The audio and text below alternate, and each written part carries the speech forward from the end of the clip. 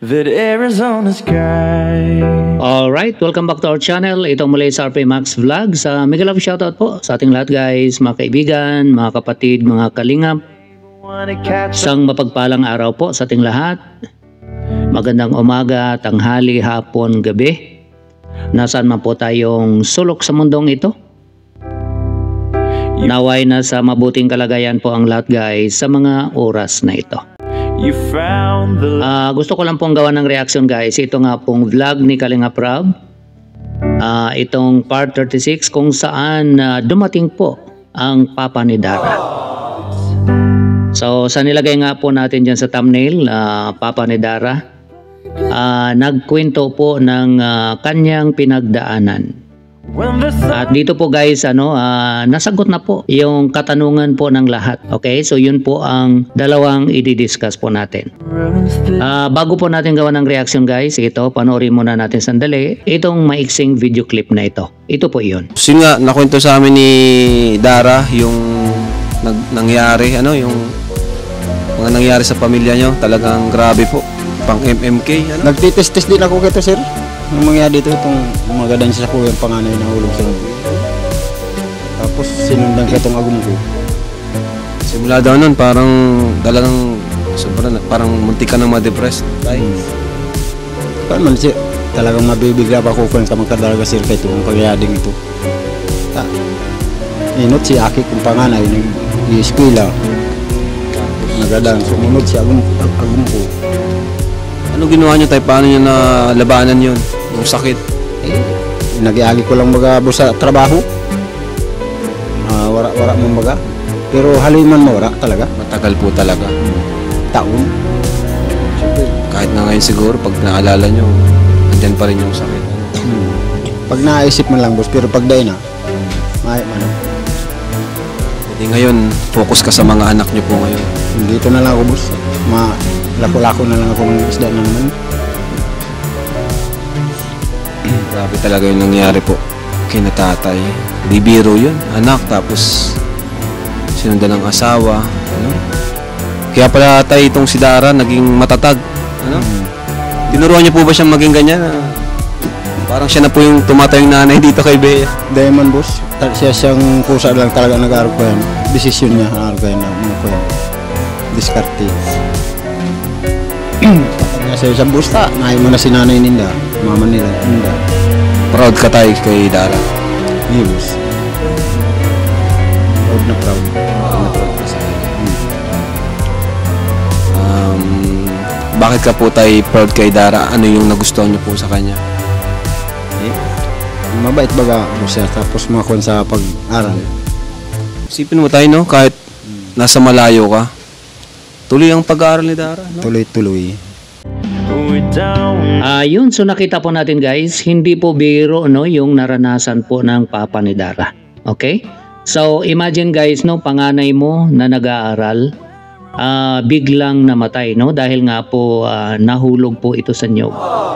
And then hindi po nagtagal, mga isang taon lang po yata, kung hindi po ako nagkakamali, namatay naman ang kanyang asawa.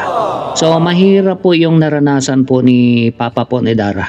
Okay? Kung hindi ka marunong, talagang masiraan ka po talaga ng bait. Madidepress ka po talaga. Kaya nga sa interview nga ni Kalinga Prab, tinanong po niya kung paano po niya nalagpasan.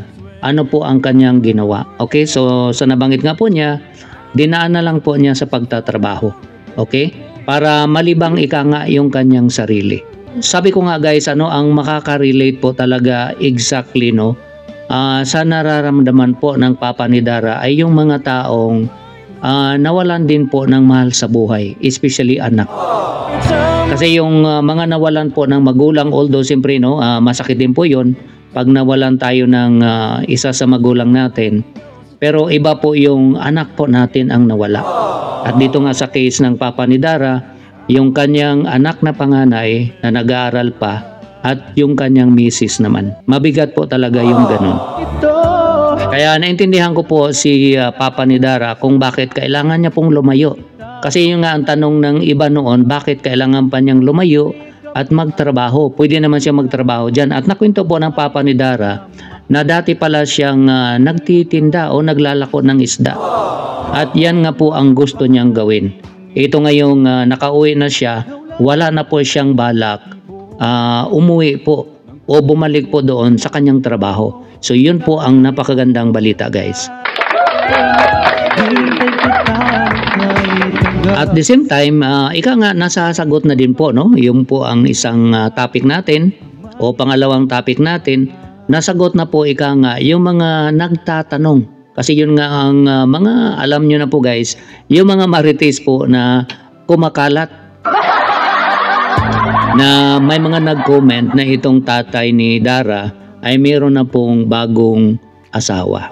Pero base po dito sa kinukwento niya, na wala na po siyang balak bumalik doon, magtrabaho ika nga doon sa pamumutol po ng kuko lumber. Ibig sabihin, wala po siyang kailangang balikan doon. So yun po ang magandang balita, guys. Although kung gugustuhin naman po niya, kasi bata pa po itong papa ni Dara, 50 years old pa lang po. So kung gugustuhin niya, kung gusto niya pong may kasama sa buhay, dahil pagdating po talaga ng araw, siyempre ito namang si Dara pag nagkaroon na yung pamilya, kahit naman itong si Bia, time will come na aalis din po yan sa kanya. So ang mangyayari po dyan, pagka may pamilya na yung mga anak niya, mag-iisa na lang po siya sa buhay. Kaya kung maghanap man po itong papa ni Dara, actually naintindihan po natin yan. Siyempre, kailangan din po niya actually.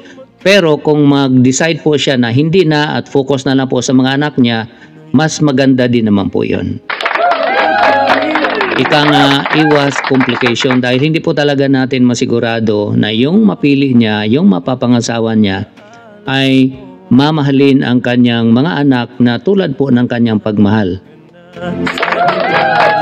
So, hindi po tayo sigurado. Actually, maraming nagko-comment na against po sila. Kung may pamilya na ito si Papa ni Dara, against po sila na isama niya. Diyan po, pagpunta sa kanila. Mabuti na lang mukhang wala naman itong bagong pamilya. Kaya wala pong problema. So, yun po ang kasagutan ng ating mga tanong. At yung pag-alala ika nga ng iba, mga Kalingap supporters, mga nagmamahal kay Dara na sana wag na po sanang magsama itong papa niya kung uuwi man dyan. At dito nakita natin guys na wala naman po siyang sinama at wala din pong binanggit na meron siyang iniwan doon. Kaya kailangan niyang bumalik. Wala po. So magandang balita po yan para kay Dara, sa mga kapatid ni Dara, na itong ama nila ay wala pang ibang pamilya. Ika nga makafocus siya sa kanyang pamilya dyan po sa Daet. At maganda din po yung kanyang plano na maglalako na lang po siya ng isda.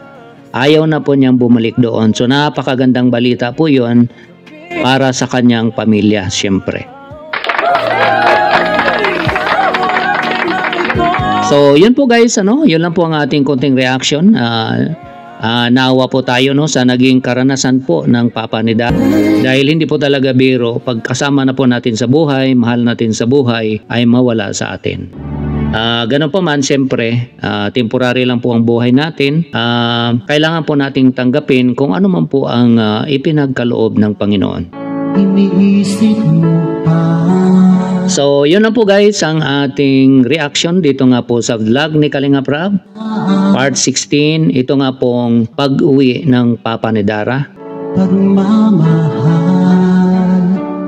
Sa mga bago lang po sa aking munting channel, huwag po natin kalimutang i-subscribe. At pakilike po guys ang video na ito. Huwag din po natin kalimutan guys na suportahan ang ating ama ng Kalingap na si Kuya Val Santos Matubang, Kalingap Rab, and Atid na Vlogs at ang Team Rochelle. Ruel Malalag and Richelle Morales ay suportahan din po natin guys. Kasama na din po ang mga kasamahan naming charity vloggers na masipag po talagang nag-scout at gumagawa ng paraan makapag-ayuda. At ang mga Kalingap official reactors, suportahan din po natin guys. Sa mga walang sawang nanonood po ng mga videos namin, nagko-comments, nagla-likes, nagsishare at lalong-lalo na po sa mga hindi nag-skip ng ads, ay maraming salamat. Bago ko po end ang video na ito, meron lang po akong isi-shoutout.